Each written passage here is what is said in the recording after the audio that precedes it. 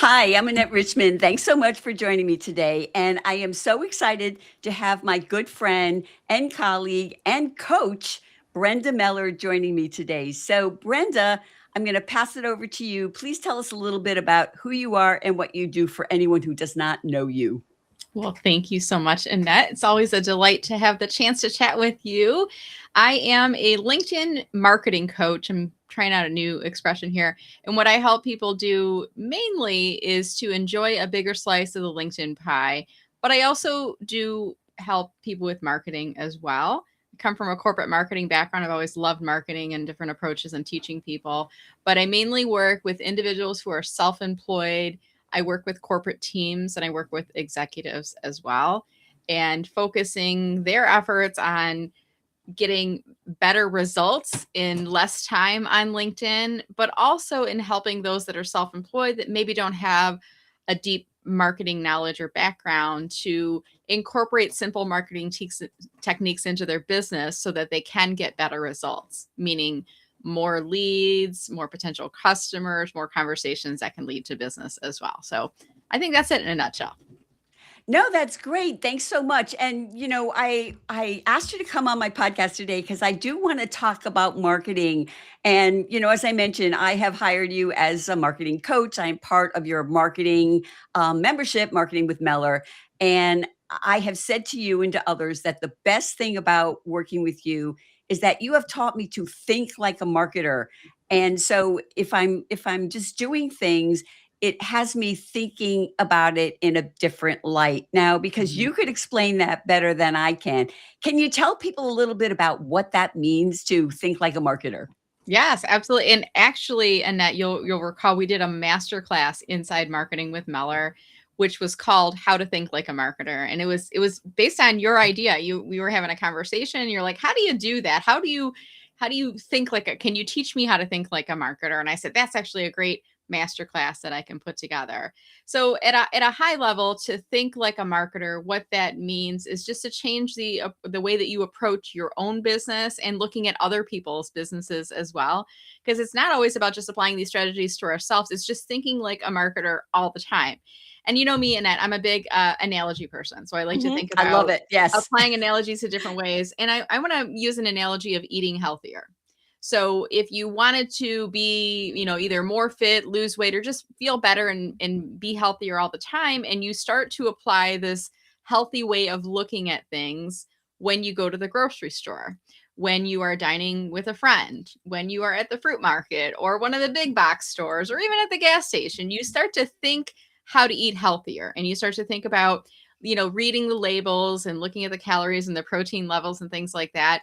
And, I have some family members I'm trying to help with this exercise. And I say, when we go to the restaurant, it's not like you can't not eat everything, Mhm. but eat something that's just a little bit healthier. Like what's the healthiest thing on the menu? So if you can think about eating healthy and you apply that to every area of your life, you will become healthier. And it's the Mhm. same way when it comes to thinking like a marketer. I think generally a lot of people feel like marketing is something that it comes, somewhat natural because we are the recipients of this marketing, right? Through commercials and digital ads and social media and different places, we are the recipients of marketing. And we always know, Annette, don't we, what's good marketing? Because we're like, oh, that was clever. There's something Yes, memorable about yes. that message. It resonated with me versus we know when something is not good marketing. It either doesn't land well, maybe we are not the intended audience, or there was something that was a disconnect in the Mhm. message in there. So, this whole approach to thinking like a marketer is something that I like to teach people to do for their own business, looking for Mhm. these different pockets of opportunities, but also as you are looking at other people's businesses as well. Yeah, I love the analogy, and you are the best person when it comes to analogies that I know. And I think of it because most people think about marketing as a kind of a one-time thing. Like, oh, I have a book coming out, or oh, I have a course or a service I'm trying to promote. And they think about it in that sense, and they don't think about marketing sort of themselves and their business Hmm. kind of all the time, and Right. and looking for ways um, to do that. So, what would you say, and I know that a lot of your clients work with you because, especially for LinkedIn, although you are also on other platforms, but can Mhm. you give us a couple of things, two or three ideas that people can use specifically on LinkedIn Mhm. if they're, someone like me, a solopreneur, an entrepreneur, consultant, somebody who's doesn't have a big team behind them, Sure. especially. Yeah, if it's just you. So Yeah. I always start with the profile because your profile is kind of the that landing page, if you will, that you want to drive people back to, that people will often go to because you posted or commented or direct message or like, what is Annette up to these days? So they'll click to go back to your profile. And now you've essentially got this landing page for yourself and for your business. And I always coach my clients and members. I say, think about what's your one main focus for your business right now. Now I know I'm going to use you as an example here, Annette, because you just Okay. finished off a video boot camp, Uh-huh. and I know that you've done these very techniques. So you had the video boot camp was the focal point. So you use that as a message in your header at the top of the page. As you Hmm. scroll down your profile, I can't remember if you had it in your headline or your featured section, but I know that you had it sprinkled throughout your profile as well. So if somebody were to land on your profile, they understand what's that one thing that you're promoting right now. So it's Hmm. very crystal clear. And there might be points in the year, Annette, that you don't have a single, event or promotion or product or service, but then we can move into more of an evergreen focus. So I do different program launches throughout the year, and I'm going to give an Hmm. example of this. And when I'm in between launches, I have a header image library that I've created on Canva, and I'll move one of those evergreen messages into my header. So one of my evergreen messages will say something about your header. This isn't just a graphic, it's a place to promote your business. So I'm actually using it's like a meta thing, right? I'm Yeah. promoting LinkedIn knowledge within the header itself. Other times I'll promote a checklist, or maybe there's a landing page or something else in my business. So, from a marketer's perspective, how you can use LinkedIn more effectively is to promote that one thing throughout your profile that is the area of focus for your business. So that's point number one. You said, do you want me to give you two ideas, or how many should we go through here? Whatever you feel comfortable with, Yeah. because I know your knowledge is vast and you're Yeah. generous with it. So I don't want you to share too much because, Yeah. Let me people give should you one hire you more. like I do. Yeah, right. Let me give you one more, which is on the subject of posting on LinkedIn.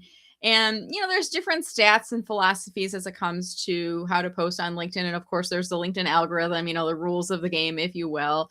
And those rules have changed over the years. And the thing is, with the LinkedIn algorithm, LinkedIn's always going to change it. They're always going to change the rules of the algorithm. We're going to all figure out, like, how do we get more reach in the homepage? And then they're all going to go, oh, they figured it out. So now we got to try something different. It's almost like Google. They're always changing the rules on SEO so that we can't, essentially get ourselves in the first page position by using things that are, just quick hit fixes and things like that. Mhm. They really want to have genuine content come up on the first page. So when it comes to the algorithm, I'm aware of what the rules are, but I always counsel my clients and members to think as if your ideal target audience, one person, is reading your posts. Okay. And when it comes to posting, you should be posting at least once a week. Mhm. Even better would be a few times a week. And I used to say no more than once every business day. You can certainly continue to do that, post once every business day. But I'm seeing a lot of data points out there nowadays that are saying 2 to 3 times a week would probably Yeah. be good for the average person. But when you're doing posts, don't always sell in your posts. So you're probably familiar with the Pareto rule that 80% of your results come from 20% of your actions. I've created Mhm. a modified version of this. I'm going to call it the Meller rule. I don't know, because there's not one out there yet. I'm going to Okay. call it the Meller rule of LinkedIn posting, which is 20/80. 20% of the time you should be selling or promoting your business. 80% of the time you shouldn't be selling, but instead you should be informing, educating, inspiring, or maybe entertaining. So non-salesy. And all of these posts are directed towards that ideal target audience. But when you think about it, Annette, if I was selling in every post every time, sign up for this masterclass, join Marketing with Meller today, book me for team training, eventually you're going to tune me out because there's no value unless you're ready to do one of those, Absolutely. Yeah. right? If Yeah. it's instead, if I today I did a post which was publishing an article on LinkedIn. I had heard from a fellow LinkedIn coach that if you don't have any articles published in like the last 18 months, LinkedIn hides your articles tab. Now, I've Yeah. moved on to newsletters for various reasons, But an article in a newsletter is essentially the same from a content perspective. It's a blog that sits inside LinkedIn.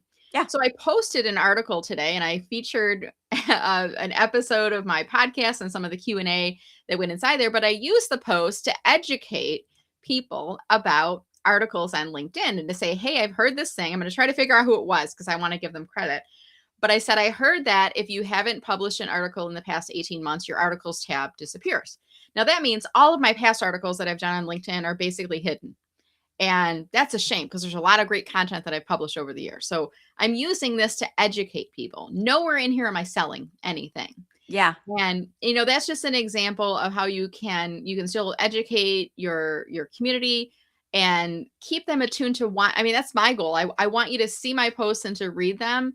And if you don't see them because of that algorithm, right, I want you to go, gosh, I haven't seen anything from Brenda Meller in a while. I'm going to look her up because I know she's always posting really good content. Mhm. And then you seek me out and you find me on there. So I said those would be the two tips, you know, focusing on marketing your products and services through your LinkedIn profile, focusing in on that header graphic. And then the second would be, you know, using that 20-80 blend of content. Okay. I think that might have been Jillian. I know Jillian did post about that recently, the fact that she Mm. was looking for something, but it might have been somebody else because obviously Yeah. those things kind of start swarming I will around. look back because if it was her, I think I commented on the person's post and I said, I need to do this. Thank you. You might be right. I'm like, I know it was someone in my world who Yeah. did it. And I don't know about you. And the older I get, the memory, the short-term memory has a really good caching system. It pushes out recent information. I remember things from when I was little. I don't know why, but like the recent stuff, sometimes it doesn't retain. So it might be Jillian, and I'm going to look back and see if I can find that reference. You know, it's so funny because I say that all the time, and that's why I write ideas down on Post-it notes. If I have an idea in the shower, I run out and I sometimes run in my office with a towel on and just write it on my whiteboard because I forget all about it. I get a great idea, and then if I don't write it down, it's gone. And you know, I want to just ask you about video. Mhm. So, now I know everybody's complains like the reach is down on LinkedIn, the reach is down on LinkedIn. Well, people are complaining about the reach is down on TikTok. Yeah. People are complaining on Substack, reach is down there. And I guess a lot of these sites, they go, you know, through phases, let's Mhm. say. So I heard a coach, a LinkedIn coach, who I respect, and was talking about the different formats of content that get engagement on LinkedIn. Mhm. Um, and and video is not the darling that it was like Yeah. maybe a year ago or something like that when LinkedIn was really leaning into it. They brought in the Mhm. video tab, and their comment was, well, you know, if you're not comfortable doing video, that you just shouldn't do it Mhm. because, you know, and and then they followed it up by saying, but it is good to build trust. Yes. So Mhm. because you're kind of, you know, LinkedIn and marketing, and I know I mean, you're comfortable on camera, but Yeah. what do you think about that whole thing? Because I've heard a couple people say that recently. Yeah. So first of all, I wasn't always comfortable on camera. And I just went through your video boot camp and we were talking to some others in the group, you know, about getting them comfortable and, you know, the whole done is better than perfect Yep. concept. You gotta just go out there, you gotta make your mistakes and go messy and then correct and learn and do those things along the way. But I guess in terms of like video on LinkedIn, I'm gonna use another analogy here. Okay. I live in Michigan, and not too far away from us is Cedar Point, the amusement theme park. And growing up, I always remember like every summer there was a new, you know, roller coaster or thrill ride or something at Cedar Point. And when they opened that ride, that was like the focus, their marketing focus for the Mhm. year, the Demon Drop and the Speed Dragon, whatever their names are. And they would give all of their time and attention to the new ride because they were trying to bring people back to the theme park and, you know, Mhm. get on the new Yep. ride and try this. And that was like the attraction, right? And I've noticed it's the same way on LinkedIn. They, you know, and even the other platforms as well. When they roll out a new feature, they want people to use it. So what they do is they reward us with reach. Yes. So it was probably, I don't know, year or two ago, LinkedIn rolled it out and it was kind of quietly. They do things a lot quietly. They don't really announce it with a big splash. But if you go on the LinkedIn mobile app, there's now a video tab at the Right. bottom. And there might Right. even be people listening to this podcast or watching this video right now. They're like, what? I didn't even know that. Yeah, because LinkedIn really didn't make a big splash. There's not like a big arrow saying, hey, we got video down here now. But if you go on the mobile app, there's a video tab. And when they first rolled it out, they actually had a program where you could, if you were amongst the people that were selected, you could Yes. submit a video toast to them and they would Mhm. add it into their featured. And I was one of those people. I don't know if my videos ever made it in there, but they're essentially the videos on the mobile feed are very TikTok, Instagram reel style, like the portrait style Mhm. talking head videos. And in the beginning, I noticed they were doing a lot of promotion of the big brand names, like overly produced videos. And then I Mhm. started noticing in my feed the talking head video where it was like one person talking to themselves, but it was basically the pro and con or like a funny version of something. And then I started seeing real people videos that were Yeah. coming in there as well. And if I open up the mobile app, I still see some videos, but to your point, I don't see them as often as I Yeah. used to. I don't see them as often as the first year the Cedar Point rolled out the demon drop, like I Right, don't see right, them as right. often. And now it even seems like they're kind of shifting things along. The latest thing that they are promoting is for premium business members. They're adding a custom link, giving you the ability to add a custom link to the top of your profile where people can get advice from you. And when they click on that, it takes you to a checkout page of Yes, your yes. choosing. So Yeah. that seems to be their focus right now. And they actually did a little bit of an announcement. There's been some news outlets that have picked up the stories on there. But when it comes to video, Annette, I mean, because you work with clients all the time. Now, the people that are coming to you are people that want to lean into video. They want to do better. They want to learn techniques. There are some people out there that will not do video. We are not going to force them. I No, mean, no, you're right, of course. right? So if you don't feel comfortable doing video, don't do video. If you are video curious, I'm going to say video curious. You're like, I think I'd like to, but I'm in a huge place of discomfort or just Yeah. lack of confidence. Mhm. Or a lot of times, I don't know if you've noticed this with executives or at a certain point in their career where they have all this knowledge and they have this prestige and they don't want to look like an idiot, or a fool, or have their colleagues go, that was goofy. So they're really apprehensive about video. But if you're open to doing video, I do believe, I do rather agree with that other LinkedIn person that you're saying in that video builds trust. When you're seeing the person on video, just like right now, if you're watching me on video, you can see the passion behind what I'm saying. You can feel my, kind of feel my personality. You can see Mhm. my excitement. You can see that Annette is asking me questions and I'm not reading cue cards for my answers. So I must know my stuff. Right. So that helps to build that know, like, trust, and value factor. Uh-huh. And often that could help to lead us to converting a lead or a prospect to a client faster Mhm. than just working with them through email. No, I agree with you, and as much as I'm on video, I hate photos of myself. So for me, just to put a selfie with a text post is more difficult than sharing a video because Yeah. it's just what I'm comfortable with. And you actually, when I did my book, you were the one that forced me, said to put my face on the Oh my cover. gosh. So Yeah. so Yeah, I me don't, too. so while I'm happy to turn on the camera and yak yak yak, I hate to Mhm. have pictures of myself. Yeah. So, but I do it, and I guess I do it a little at a time, and I'm comfortable with it. So Mhm. Yeah. so I want to turn to something else, and this is kind of as I mentioned, I'm a member of your membership, Marketing with Yeah. Meller, and one of the reasons, of course, that brought me to it and brings other members to it is because we have access to you. And I have lately, and I think we've talked about this, privately as well, the idea that, having access to someone is important. And Mhm. to me now, if I'm not getting access to the person running the group where I can actually have Yeah. an opportunity to ask them a question, it's an automatic no for me. Mhm. Automatic no for me. Now, what I'd like to get from you is if you can give people some ideas of kind of signals to look for, and Mhm. that are good, and signals that are not so good. You know Yeah. what I mean? If you're looking to If hire you're someone looking like you or to someone hire else. Yeah, to hire someone or to join their membership community or Yes, group yes, maybe as exactly, well. exactly. To Yeah. pay to work with them in some form. To pay to work with them. I think that's you and I are both on the bandwagon this year of no more free for free. And Yes. I'm no longer whispering it. Now I'm like banging the drums. No more free for free. I was at a networking event this morning and the woman next to me, we were talking about this and she said, what was it? A closed mouth gets no food. And I might be paraphrasing it incorrectly, but I'm like, oh my God, I wrote it in my phone, or I opened up my notes app on my phone. Cause I'm like, and I said, what's your name? I said, I'll clarify and I'll post and I'll talk about it. But I was like, that's Okay. exactly it. You gotta generate business, because when you're self-employed, you don't get paid. You only Right. get paid. So Right. we've been converting to this area. And through the years, I've done a lot of free stuff, free webinars, free Yep. master classes, free group Yep. coaching calls, free Zoom stuff, free, free, free, free, free.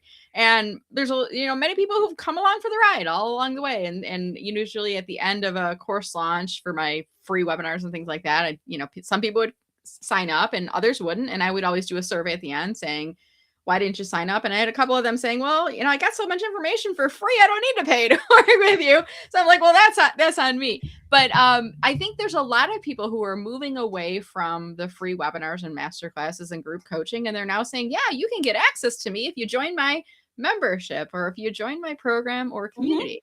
And, there's different approaches to doing these things. And I think when you're working with someone who is um, a knowledgeable expert for sure, Hmm. but they're offering a cohort approach, or maybe smaller group coaching where you get access to them. Yes. And I'm gonna shout out and name Amy Porterfield as an example. I've been, an Amy Porterfield fan for a while. And when I first joined her program, Digital Course Academy, I think it was back in 2022, Hmm. 2023, she would do a Zoom meeting where you would see everyone else on camera. And as Hmm. her business continued to grow, there's a limit to Zoom meetings. And then you have to move to a Zoom webinar, where when you're in a Zoom webinar, it's just the presenter. It's just Amy Porterfield on camera and Right. everybody's video off. And then the community kept growing and growing. And, she's got great advice. Don't get me wrong on that. But when you have 500, 1,000, 2,000 people on a call, you can't answer all the questions. So you got to submit them in advance. Right. So I think if you're shopping around, you have to figure out, there might be a trade-off in the depth of knowledge, or it might be you're getting someone for a bargain, if you're joining a group, that you get the small group coaching. And I always say, Annette, sometimes my small group coaching calls for Marketing with Meller, sometimes they're 5 people. Sometimes they're 30 to 40 people on the call. But whether it's 5 or 30 to 40, I still make sure that everyone gets their questions answered inside the Hmm. session. So it's still small enough that it's manageable. So I think if you're shopping around for programs, if one of your goals is to get access to that person, I think you should ask before signing up, how do the group coaching calls work? Is it Yes. camera on or camera off? Are audience members muted? Do we get the ability to talk? Does everyone get their questions answered, or what's the process that we go through to submit questions coming in? So you just want to go in with your eyes wide open Yeah. on that process. I have someone right now who is a Marketing with Meller member, and he is thinking of adding on and joining my other program, which is called the Recipe for Social Selling on LinkedIn. It's a LinkedIn based online program with small group coaching as a part of it. And he's been, we've been talking back and forth, and he emailed me this morning and he said, just before I join, can you remind me what days are your group coaching calls on? Because he's still in that decision path and trying to, and I think you should ask that question too. What dates and times are your group coaching programs on? Now, I'm a member of a couple other communities and programs. Amy Porterfield's is one, her Momentum, and I love that group, and it's a great community. I also belong to John Experience Espresso Plus, and John is located in the UK, and he offers a couple different sessions a month, one of which it's at 10 a.m. UK time, which is at 5 a.m. Eastern Standard Time. And I'm aware of it. I don't go to that one unless for some reason I wake up at 4:30 in the meeting and morning and can't fall back asleep. I've only been to one of those 5 o'clock, but he does offer like an afternoon session. So confirm the time zone that those calls are offered in, and then ask the question. If you're in a different time zone and it's never going to be possible for you, ask the question, would you ever consider offering an evening session so that people like me can join in the Hmm. morning Hmm. in there as well? And then, most membership programs nowadays are very similar in they offer either a monthly membership fee or an annual membership fee. You joined as a founding member, and you'll know I've talked about this over the years. I now allow my members to convert from monthly to annual or annual to monthly, just based on, where income is falling for their business. If they need a more budget friendly option, most membership communities nowadays, if you pay annual, you'll get 12 months for the price of 10. Right, So right. you're actually saving a little bit inside there. So does that help to answer your questions? A couple of No, those? it does, it does, Yeah. and I'm so glad that you, mentioned, the times and the days because, I belong to Richard's group, The Tribe. Yeah. Now, but the sessions are always like 10 a.m. my time, which is, I think, 5 o'clock, and he's in Europe, he's in Spain, but in European time, and that was important to me, and because I had belonged to, another program that was run by someone in Europe, and it was always like 5 a.m. my time, which I could Yeah. never go to. And for me, that's part of the thing. And I was a member for a while, and I didn't renew because I yes, you get the knowledge, but if you don't have the opportunity to be with the person sort of Live. face to Right. face, as Right. you would speak, that that's kind of an important thing to me. So, Yeah. Mhm. um, so I think, yeah, I think you covered all that, and you know, um, I always like we're getting sort of towards the end, and I don't wanna go over. I wanna be respectful of your time, but I always like to ask my guests, for a final thought because, I've asked you some questions. I've learned a few things myself, even though I know you and I've worked with you. Mhm. What would you like to share that you think would be important for, people to know that would help them in their, marketing journey? Yeah, it's a great question. So first, I think I'm going to use myself as an example. I invest in one program every year. I believe there's something to be said with investing in professional development and in learning from other people.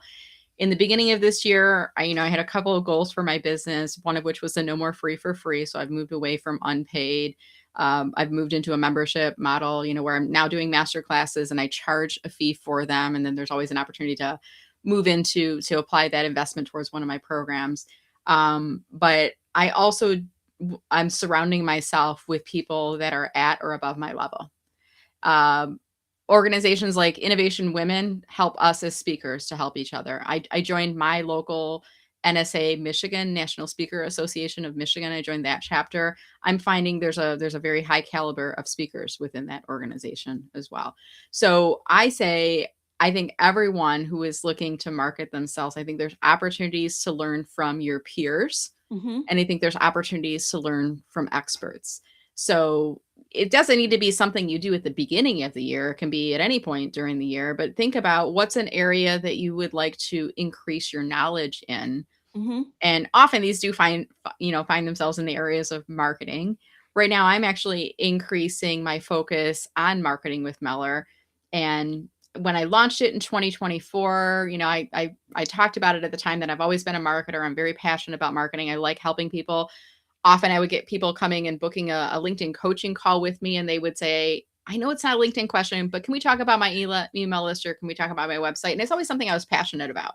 So marketing with Meller is a passion project for me, but it's so much fun doing. I feel like I can't believe I get paid for. I can't believe Yeah, people are paying me money to yeah. come in and we can talk about the things that we are.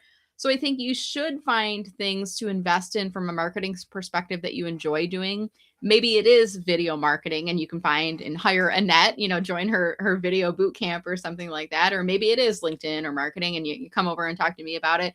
But you can also ask around, and just, tell others that you respect, hey, I'm looking for some help in this area. Do you know of anyone? I will often, get on their free email list first, and you're kind of like circling your wagon. Is this the kind of person I want to learn from? What's their vibe? And then I always look them up on LinkedIn, get the lay of the land there, look at their recommendations, look at their online reviews. My goal when I invest in a program is if possible, if I can tie it to revenue, I want to recoup my investment, and I usually set a time frame. So this membership community that I joined recently, I said I'm going to recoup my investment in the first 90 days of the program. Now, I'm getting close to that, and I haven't, but I've had some things come up, family matters and things like that have derailed me. I'm giving myself grace to extend that to 6 months now, but Mhm. Mhm. when you invest in a program, you're not going to have a boss over your shoulder going, hey, we just paid $1,000 for you. What are you getting out of that? So you really have to your point, lock in those dates and times to attend those meetups, master classes, office hours, whatever they are. But then you got to do the work as well. And one thing I'll often say inside Marketing with Meller, at the end of a master class or a round table or office hours, I'll say you don't have to do everything that we talked about today, but you do have to do something. Do one thing. And if you did one thing from every session that you attend, you would be incrementally better. You would grow with your business. It would be supporting your marketing. Your business will change over time. So I think that's the piece of advice I have. Look at investing in yourself, but also doing the work with what's involved with that investment. Well, I think that's a perfect place to end. And if you're not watching this on video, I was raising my hand. I was one of those people saying, Brenda, marketing, marketing, please. So thank you so much for spending this time with me. Again, it's always a treat to chat with you. For everyone else, thanks so much for listening, and I will see you next time.